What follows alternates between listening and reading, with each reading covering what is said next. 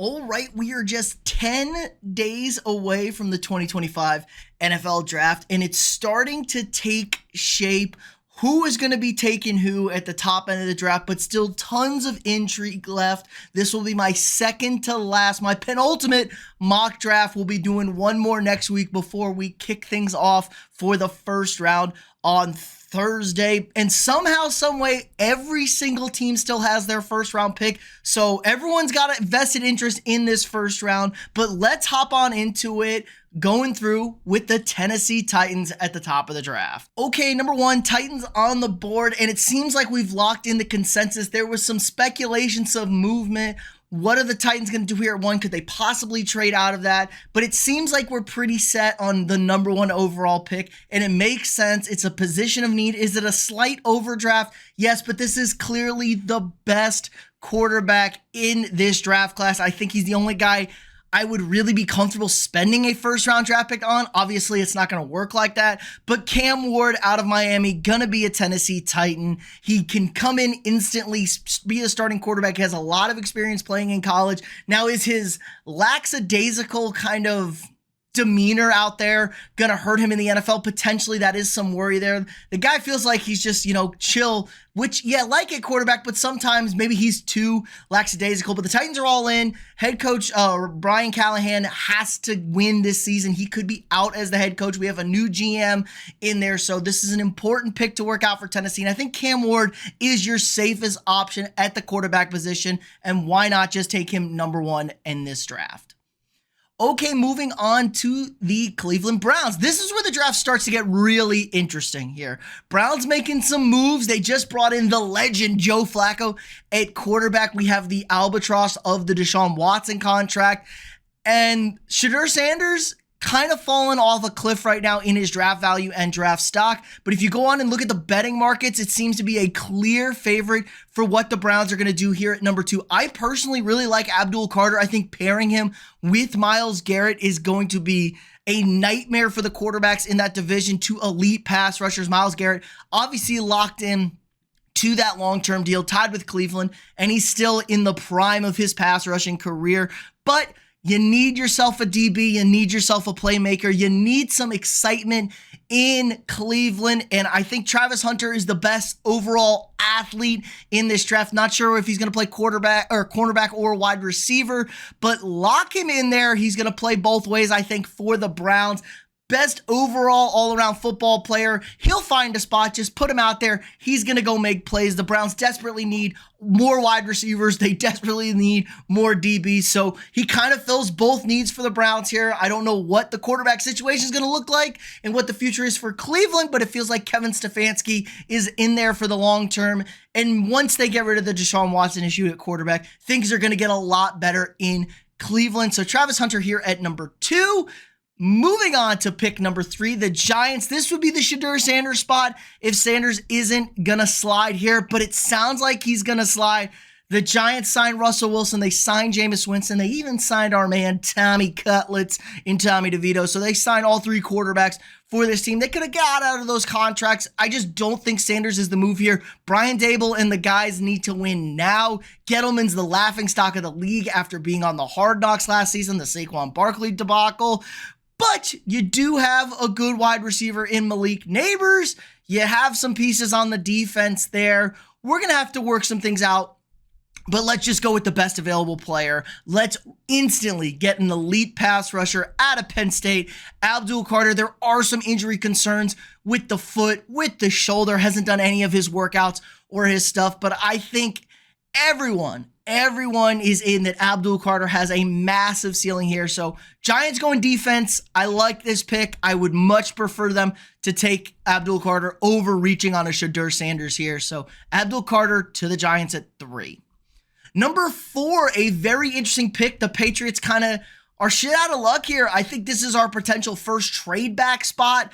I don't think New England's in love with anybody up here. That Joe Milton game, throwing away the number 1 overall pick that you could have traded for all the picks to give somebody Cam Ward, and because you don't need a quarterback. You got Drake May. Mike Vrabel comes in. I love the new culture there. They signed a ton of pieces for this Patriots offense and defense, but they still need so much more on this roster. I think this is the first, we're going to have to draft with need here. I'm pretty confident they're going to be looking to trade out. Could you go Terry-Ocean McMillan? It feels like he's starting to slide a bit on the draft boards. You don't need a Mason Graham now. You spent all that money on the interior in free agency. Maybe you go Ashton Jeanty, but it sounds like we're going to go with the man who is the most controversial arm length in the NFL draft process. That's my guy, Will Campbell at LSU. Going to play left tackle, going to play right tackle potentially. He's got the stubby arms. Lots of controversy, grew a couple inches in his pro day compared to the combine. He doesn't feel like a top 5 pick. He's probably more in that 8 to 9 range, but no trade backs on this mock draft here. So Patriots beef up the offensive line, I guess. Really going to regret winning that final game with Joe Milton, who's now a Dallas Cowboy. So Patriots here for going Will Campbell. Now the Jaguars here at 5. I do like Jacksonville's spot. Can stay put, don't have to really do anything. We got a new regime in Jacksonville. Do we believe in Trevor Lawrence? Are we going to double, triple down over here? Terry-Ocean McMillan is a very interesting pick here. Number 1 wide receiver on the board. Feels like he's kind of a jump ball merchant, and maybe that could be the answer. Trevor Lawrence's accuracy hasn't been necessarily great in the NFL. He throws the ball a little too high. There is maybe no such thing as too high for Tet McMillan here, but I think they really want to bolster that defensive line. They could be rolling out an elite front, and Mason Graham feels like a home run to me. There's been some guys calling him out, but man, his tape was excellent. Dominated Alabama in that Rose Bowl during that national championship run and was a force on this Michigan defense last season when the defense pretty much had to do everything for the Wolverines. I'm ecstatic if I'm a Jags fan getting Mason Graham. This guy is a beast in the middle, playmaker, big, physical, athletic, can rush the quarterback, can stop the run, and defense wins championships and defensive lines win championships. So why not keep rolling it out there in Jacksonville? If we can get anything out of Trevor Lawrence on the offensive side of the ball with an elite defense, I think the Jags could see a serious bounce back here at 5. Now, to our guy, Pete Carroll in Vegas. My man, Pete. What are we doing, Pete? So Pete Carroll takes over. He's got Chip Kelly. He signs his boy Geno Smith. Wide receiver could be an interesting one here. Vegas could use another wide receiver, but that's not a Pete Carroll. That's not a Chip Kelly kind of guy. They desperately need a running back in Vegas. They got a great tight end. I like Jacoby Myers, a wide receiver, had a good season. Give me Ashton Jeanty out of Boise State. Jeanty, the number 1 running back, pretty consistently amongst the league. Now, there is some word, maybe Omarion Hampton could be the guy, but downhill runner, little back, which is kind of perfect for the old school zone style running game that the Raiders are going to be running with that Chip Kelly offense. If you look at the Ohio State running backs this past season, they were gashing people, and Chip Kelly, in his heart of hearts, wants to run the football, and Pete Carroll, in his heart of hearts, wants to run the football and play defense back there. So Ashton Jeanty to Vegas would be a perfect fit for them, and it's a massive upgrade. They were easily, I think, the worst team in the NFL at the running back position last year. So a huge upgrade for a Raiders team who could be a little, maybe a spunky team, but that division is a juggernaut here. But I like the direction. Put an adult in the room in Las Vegas. Okay, everybody's favorite, Jets, Jets. Jets go wide receiver. Ted McMillan still on the board. Jahdae Barron, your number 1 corner. We got Aaron Glenn at head coach now. Defensive back.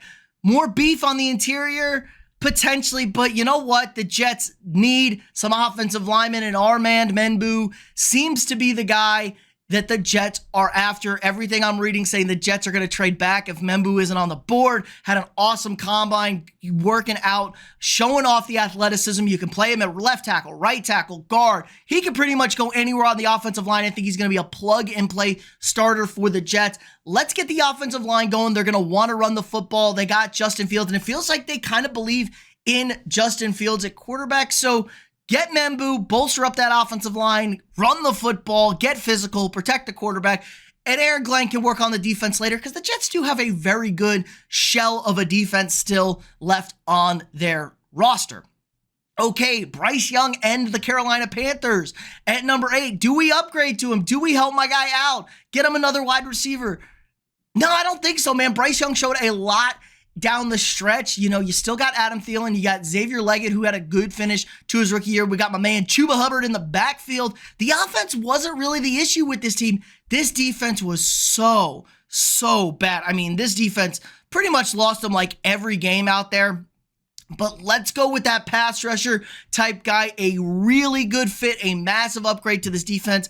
I'm reading that it's Jalen Walker out of Georgia, the hybrid 3-4 linebacker that can rush the passer as good as anybody. Playmaker, just always seemed to have a nose for the football, got into things. And if you watch like the Georgia-Texas game or the SEC championship game, Walker was dominating, running all over the place. Man, this draft does not want me to draft Jalen Walker right here, I guess. But he's got the physical tools. I think he's an impact player. Think of like a Micah Parsons type. You can move him around, and the NFL knows what to do with these guys. Get some help on this defense because they were so bad on the defensive end. Now, they did extend J.C. Horn, probably their only bright spot on that defense in the secondary. So I like a pass rusher here. I like a guy like Jalen Walker to Carolina here at 8. Okay, this is where things get spicy in the draft. The Saints at 9. They've been patient. They've waited. We could see potential trade-up spots, guys moving here.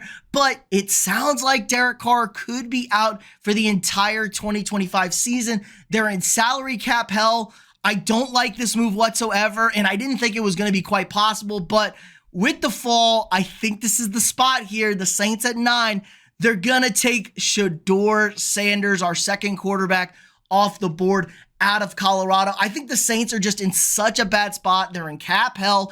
Everybody, including the fan base, it feels like everybody but the people making the roster decisions hate Derek Carr. They don't want to deal with him. And now with him potentially out for the season, Spencer Rattler really didn't show much last year either. I think you go with a guy like Sanders. Now, does he start right away? Maybe not. Maybe they just sit Sanders for like the first 8 games or so, just rack up those losses, then bring him in there, struggle it out, and they're picking at the top end of the draft next year as well. And maybe if they like what they see in Sanders, they can trade those top picks for a lot of value to them because they need a full reset. This roster is not very good. It's very expensive. Are we ever going to see Chris Olave again?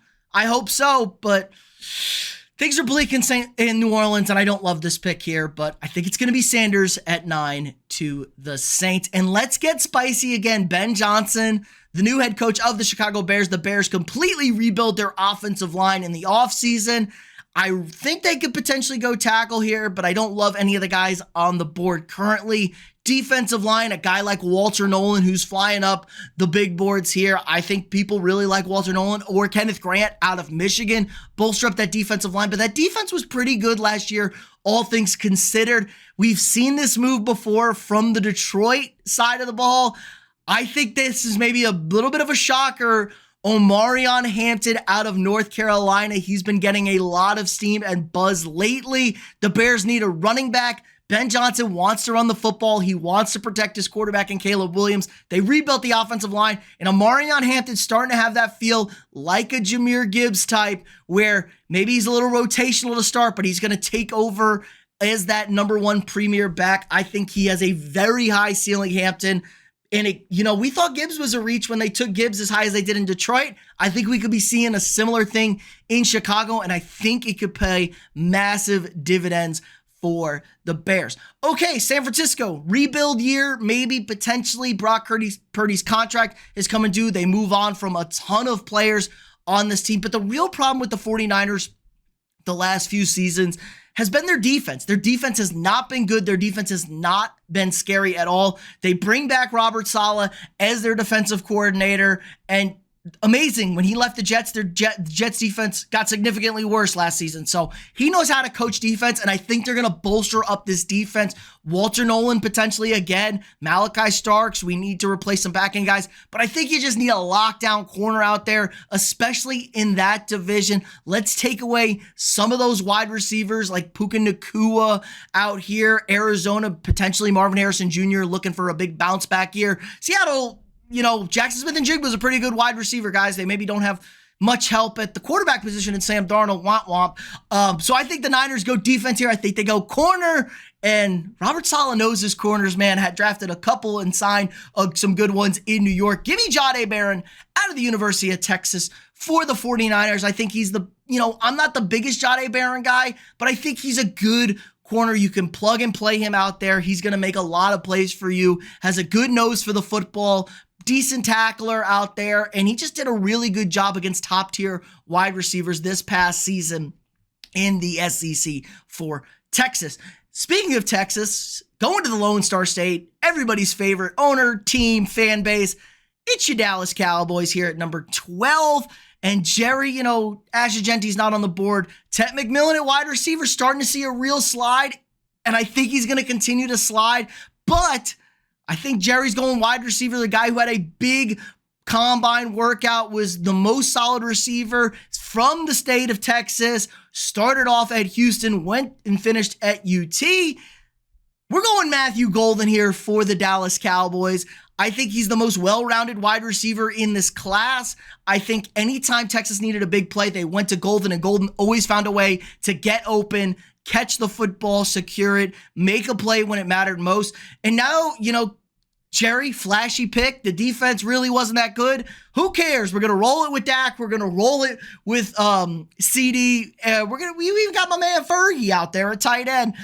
Still no running back in Dallas. Maybe we can draft one later because it is a very deep running back draft. But Matthew Golden here to the Cowboys at number 12. Okay, 13, Miami Dolphins. Very interesting pick here for the Dolphins. And I think we're going to see a continued run on offensive guys or defensive guys, but offensive guys, but more in particular, guys from the University of Texas. We've had back-to-back. Let's make it 3 in a row.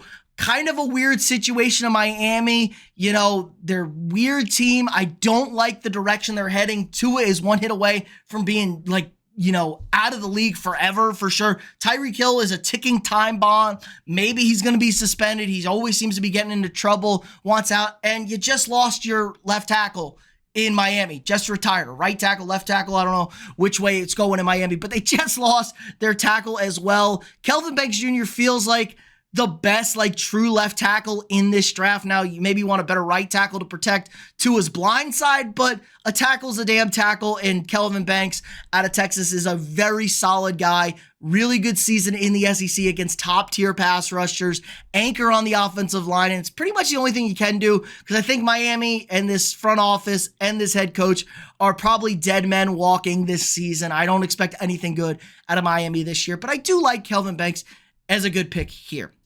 Okay, 14, this is the best fit ever for a team. Now, my man Mo Alley Cox got re-signed to the Colts. That's a big pickup at the tight end position.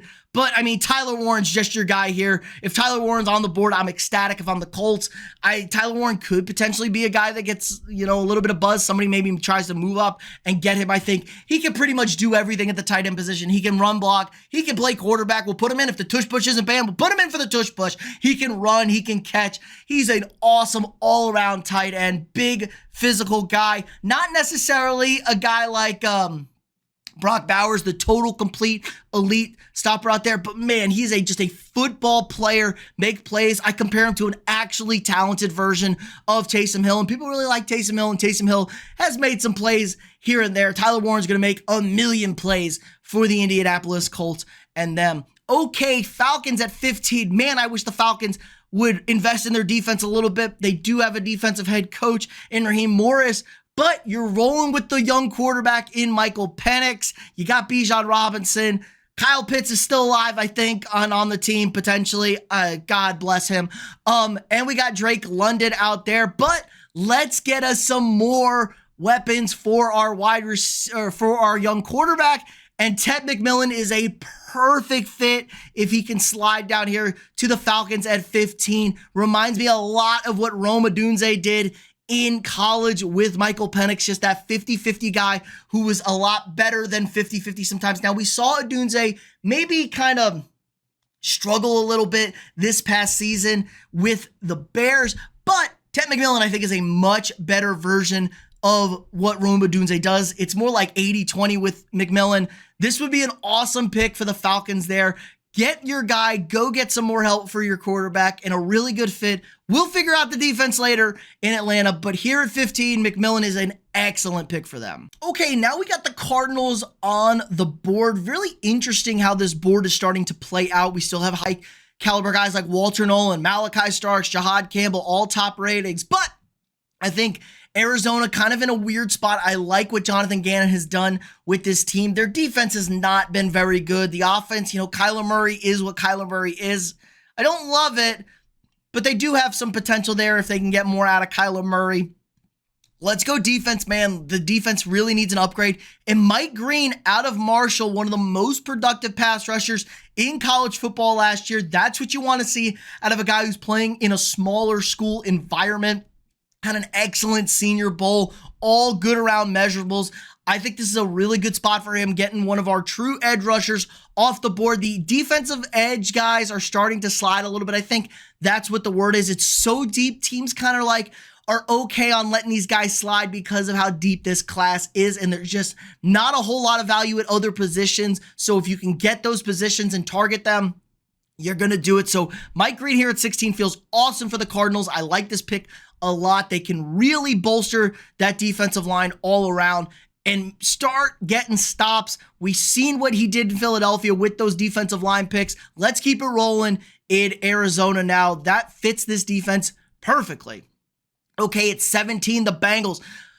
Bengals, you got all the offensive weapons in the world. You do some work on the defensive line. You sign some guys. But for the love of God, we need more defense. We got to stop the run. We got to get the ball back into that offense's hands. We got T. Higgins. We got Joe Burrow. We got Jamar Chase. Everybody's paid. Everybody's happy. Offensive line could be an approach here as well, but I don't love any of these guys necessarily for Cincinnati right here. But a guy like Walter Nolan sitting on the board, big interior guy, can rush the quarterback, makes plays, really good against the run, even though he's a little bit undersized for those interior guys. You saw a massive drop-off in A&M's run defense when a guy like Nolan left for Ole Miss this year, and we saw a big upgrade on that Ole Miss side of the ball. So give me Walter Nolan here for the Bengals. Please, for the love of God, just get some defense, do something, get any stops, make some field goals, punt the football. Please help out Joe Burrow and this offense and get the Bengals back into the playoffs. I'm ecstatic if I'm a Bengals fan. Getting Walter Nolan, a very talented guy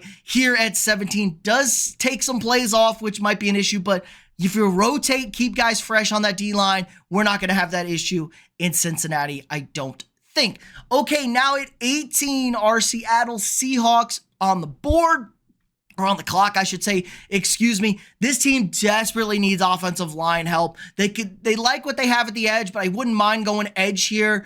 But man, you got to protect your quarterback, especially a guy like Sam Darnold, who does like to see ghosts when he's under duress. The offensive tackles here, maybe you don't really need a Gray Zabel type who's going to flex in, it looks like, but I think they just stick to the plan. You go with the best true interior offensive lineman on the board. I don't care what his rank is. Tyler Booker's not going to be a sexy pick. It's not going to be, a pick that blows anybody's minds, but I think he's going to be a very solid interior lineman for 10 to 12 years. Really solidify things, help you run the football, which is what you're going to have to do in Seattle. They're going to run the football, try and take care of it, don't make any mistakes, and just let the defense lead the way. It's a Baltimore Ravens style team now they're going for in Seattle. So go ahead, go with the safe pick. Not very sexy, not going to get anybody crazy on draft night for the move, but I think this is something you desperately have to do in Seattle, because this was probably the worst offensive line in football, them or Houston right there, and you have a quarterback that you gotta protect in Sam Darnold. Okay, the Buccaneers here at 19. Buccaneers, edge rusher, linebacker, DB. I think the Buccaneers need some defense. This passing defense was terrible. Their run defense was one of the best in football, but it did take a little bit of a turn. You love what you got on the offense. You got Chris Godwin back. You do sign some pass rushers as well in free agency. I like a Jahad Campbell here, man, out of Alabama. I think our number one linebacker coming off the board here. I think he's a plug-and-play guy. Helps you at both levels up there. Can stop the run. Pretty decent in pass coverage as well. And it's just you need more defense on this team. Todd Bowles is a defensive guy. Todd Bowles, you need to get that defense fixed, especially in that second level type of guys. So Give me a Jahad Campbell. I think he's a plug-and-play guy. I like him a lot. Just downhill, makes plays, always out there doing stuff for you in Tampa. And let's get this defense right. Because the offense, pretty good, man. They run the football well. You got a good quarterback in Baker Mayfield. Crazy to say that. And you still got Mike Evans and Chris Godwin coming back. So let's go defense for our Buccaneers. Okay, Denver on the clock here at 20. I don't think Sean Payton's going to be ecstatic that the running backs are gone, but Sean Payton doesn't like and know how to use running backs correctly anyway, so not going to worry about that. We need more offense. We need more weapons. He spent a ton of money in free agency on the defense. Let's get some more weapons for this Broncos offense. We're going with Luther Burden III. Now, there are some question marks about Burden as far as like the practice and the work ethic and stuff like that. The kid can fly, even though he didn't run the best 40 time at his pro day, but he's a burner, vertical stretches, can catch the football, usually reliably, does have some drops in there now and then, but you need somebody to help take the top off this defenses. Defenses are going to start walking guys up if they don't respect the vertical passing game of Denver. Bo Nix doesn't have the best arm in the world, but he showed he can get it down there if he needs to, and you just need that threat to help out this offense tremendously. We saw it in New Orleans with Sean Payton. It would be a lot of dink and dunk, but they would always have a guy that could go vertical, and when you needed to hit the home run, you could hit the home run. So I like a Luther Burden here at 20. I think this is a good spot for him, not a massive overdraft or anything like that, because we saw some Luther Burden in the top 10 in early mocks. I think this is a good spot for him in Denver, and you got to protect your young quarterback, or your second-year quarterback. Protect him. I shouldn't say protect him. You got to help him. You got to help him. You got to get him weapons. Let's go with Luther Burden III at 22, Denver. Okay, this might be my most controversial pick of the first round. I think this pick is a massive mistake, but we see it every year in drafts. We see teams overdraft at a position of need. Things are getting real bad. Things are getting real desperate, and there's starting to be a lot of buzz that is this potentially the second best quarterback on some teams' boards. I think a lot of teams might have this guy as the number 2 quarterback ahead of Shedeur Sanders. And I don't love this pick, but Jackson Dart out of Ole Miss is getting the most buzz here to Pittsburgh. They desperately need a quarterback. The Aaron Rodgers situation seems like it's completely in flux. I wouldn't be surprised if Rodgers just retires, or if they draft a guy like Jackson Dart, they bring in Rodgers for one season, just give it one run out there. They have the offensive weapons. Lord knows what DK Metcalf and George Pickens are going to get up to. They also need a running back, but you can draft a running back later in this draft. Defense was really solid last season, but it couldn't hold up because of how mediocre and bad the offense was, and as well as the injuries. They are starting to get a little long in the tooth in that Pittsburgh defense, and particularly on the defensive line with them. But Jackson Dart's going to be a guy that if he gets past Pittsburgh at 21, we could see teams starting to move up, trade back into the first round to get him. There's starting to be a lot of buzz around him, but I think Pittsburgh just stays put at 21, scoops him up. And is it another Kenny Pickett situation? Potentially here with Jackson Dart. People love all the physical attributes of him. Great pocket passer. But I do question sometimes that fourth quarter against Florida is one of the worst fourth quarters you will ever see a quarterback play. But Jackson Dart here at 21 to the Pittsburgh Steelers. Okay, now let's get with a serious team. Serious team. Lots of guys on the board still. Malachi Starks, Will Johnson, Donovan Ariku. I don't know. I still can't get it right out there. Chargers, Jim Harbaugh. Offense, defense, run the football. Team could probably use another wide receiver. Don't love any of the wide receivers here. How about a tight end? We got a guy he's familiar with, Colston Loveland. Not a very good blocker, but he can go make plays, get more weapons for Justin Herbert. But I think there's just a little bit too much value here. Harbaugh loves offensive line. Harbaugh loves defensive line, and he's going to go with one of his guys, Kenneth Grant out of Michigan. Plug him in on that defense, just completely athletic run stopper in the interior. They bring back Khalil Mack off the edge. They did lose Joey Bosa, so we got to keep bolstering up this defensive front for the Chargers. But it was one of the biggest jumps for any unit in the NFL, how bad they were 2 years ago to how good they were last year. I would like more offensive help for Justin Herbert, but I think you're going to end up going later to get a wide receiver or a tight end in this draft. It is a relatively decent tight end draft in the second round or third round, as well as the receivers too. But Jim Harbaugh is just not going to be able to help himself. I think he goes Kenneth Grant here at 22 from Michigan. Speaking of Michigan, We got Green Bay on the clock, and this is another interesting pick. Donovan Ezeriku, Boston College, is the former Boston College head coach, is the defensive coordinator for Green Bay. Will Johnson, though, many have him as a top corner, big zone guy, makes plays, maybe not the highest top-end speed, but has an incredible football IQ, a knack for the ball. Could a number one wide receiver be the spot here? Maybe a guy like Emeka Egbuka, but Emeka Egbuka was like a number 2 wide receiver his entire time at Ohio State, and Green Bay has a million number 2 and number 3 wide receivers. Doesn't feel like that's enough to go get a dog. He just doesn't feel like a dog out there as that true elite number 1 wide receiver. Let's just go best available defensive back here. I think in Will Johnson, I should say corner, because Malachi Starks probably a little bit higher on my board, but I think they need a cornerback. Let's get a guy like Will Johnson, plug and play in that secondary. They have good safeties with Xavier McKinney, who led the league in interceptions last year, but they struggled on the outside to cover these wide receivers. And you think about the wide receivers in this division. You got Amon-Ra St. Brown. You got Jay Jettas. You got a guy like DJ Moore out there. There's just wide receivers for days. You got to go cover them. So Will Johnson, good guy, I think, for the Packers here at number 23.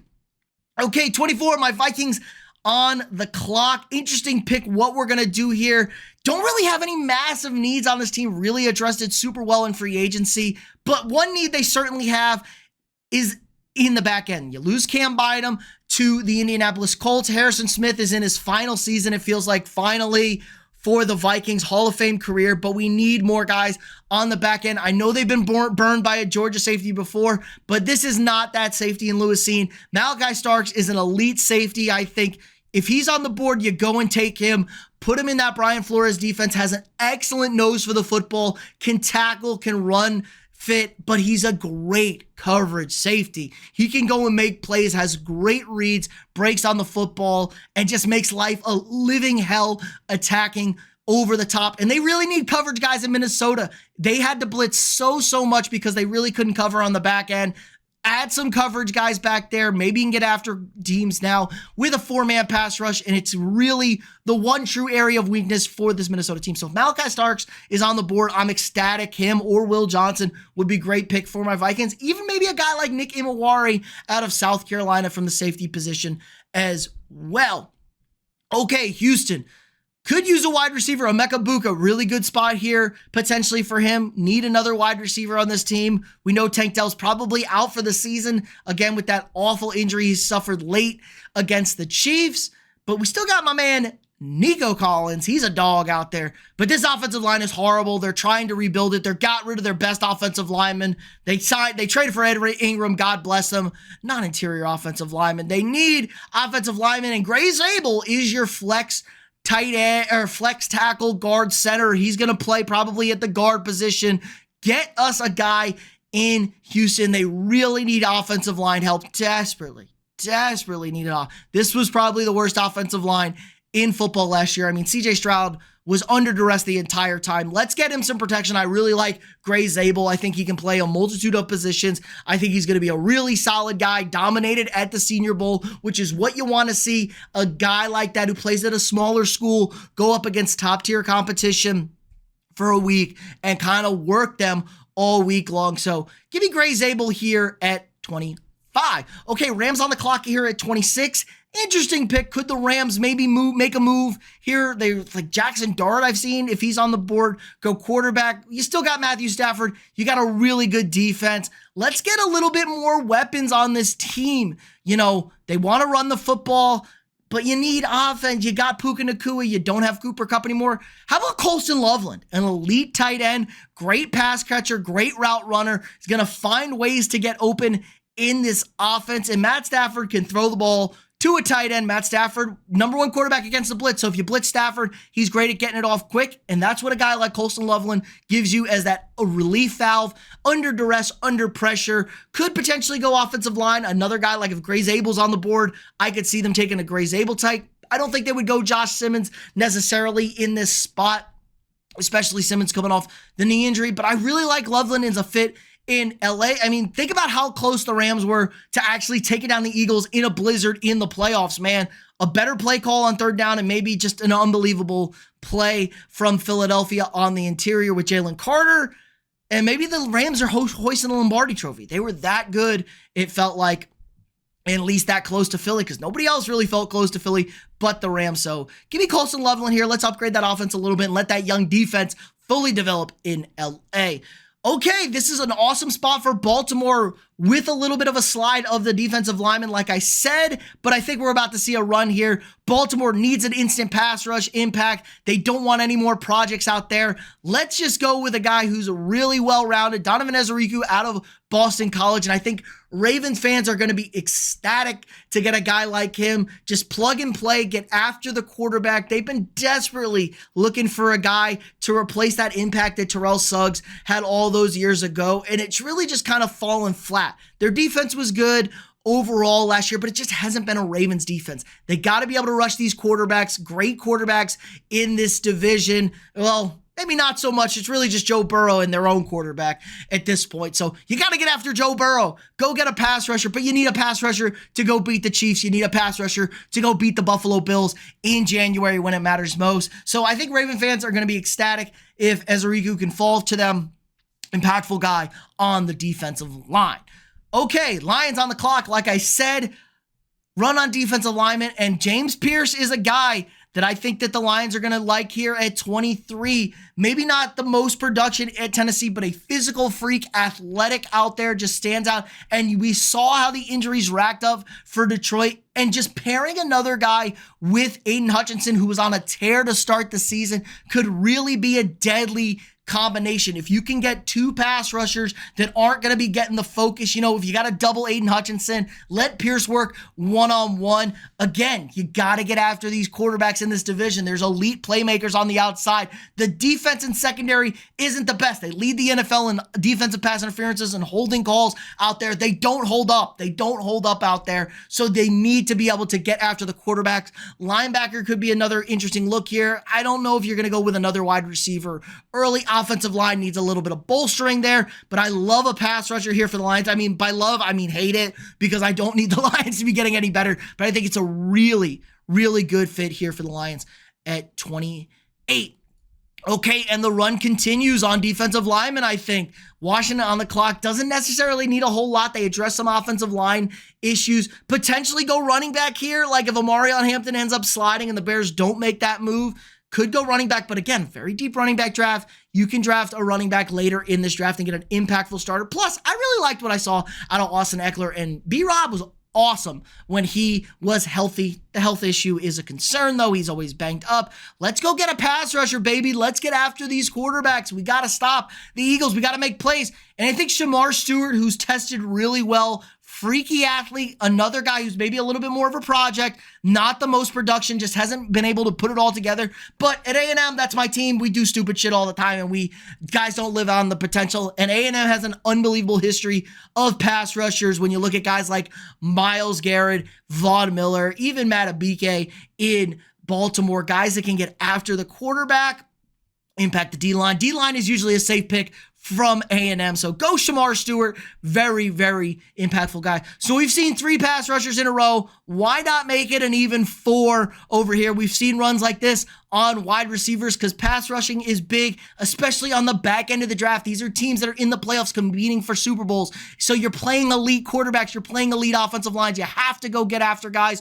And I think Buffalo likes a guy like Mykel Williams out of Georgia, a freaky athlete, has all the measurables, just pops off the page when you watch him play out there. Is going to slide a little bit there because maybe the production wasn't the best, was a little bit banged up last year. But Mykel Williams, I think, is a very, very high potential guy for the Bills. And the Bills don't necessarily need too much. They need to upgrade this defense. They're giving up 40 points a game to the Chiefs when the Chiefs can't score points. That's the only reason keeping them from the Super Bowl. They have a good offense. They obviously have the great Josh Allen, James Cook, fantastic running back. And I like their cavalcade of wide receivers they have out there. Maybe no elite dogs, but they have all like top tier number 2 guys. So they're really fun and interesting out there. Get some defense to stop the Kansas City Chiefs. Speaking of stopping the Kansas City Chiefs, the Chiefs are on the clock, and we know what the Chiefs need. The Chiefs desperately, and I mean desperately, need an offensive lineman. They need an offensive tackle. This offensive line is so bad. They did sign the backup from San Francisco. They believe in him a lot. He was just playing behind Trent Williams, thought he felt in good. But if Josh Simmons is on the board, I think the Chiefs could potentially be trying to trade up to draft a guy like Simmons or a Gray Zabel type, but no trades here. He's on the board. I'm ecstatic if I'm a Chiefs fan. They need offensive line. We saw how bad it was. They got to be able to run the football. They got to give Mahomes time. They got absolutely embarrassed now in their 2 Super Bowl losses. The offensive line has been the key factor to them losing that game and just not being able to give any sort of protection to that team. So I would love this pick if I'm a Chiefs fan. I think he's a good, solid fit, is coming off the knee injury, but you can plug him in at left tackle, and I think he's going to be a really, really solid NFL player. Now, interesting spot here. We got Emeka Egbuka on the board. Philly could definitely draft a guy like Egbuka if they want to move on, or just put him as your true number 3 receiver out there, or put him on the outside, move Devontae Smith to the slot position, and the rich get richer. But this defensive line desperately needs an upgrade, and what they really needs an upgrade at is the pass rusher position. So we're going to go edge rusher here, a big run on edge rushers to finish this out. They do lose some guys in free agency, but I think a guy like Nick Scorton is a perfect fit. He came in on a top 30 visit. Going with a guy like Scorton, maybe your second tier guy out of A&M, was really solid against the run, upgraded that. Not as productive as he was at Purdue in the SEC this year, but I still think he had his impact. And it's a guy who's going to be rotating, so he'll always be fresh out there. And the Eagles just keep attacking that defensive line. That's the strong point of this team. That's their ultimate philosophy for them.